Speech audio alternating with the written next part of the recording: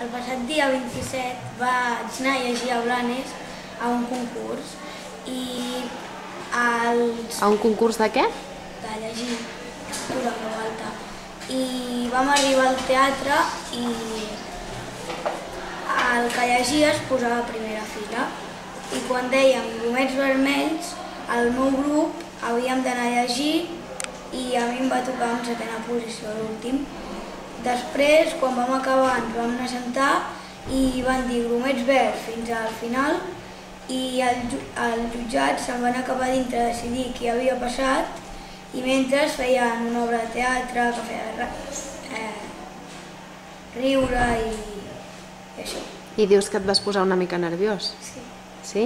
I qui et va acompanyar? El meu pare i la meva mare. I els teus companys del col·le? Sí. Et van animar? Sí.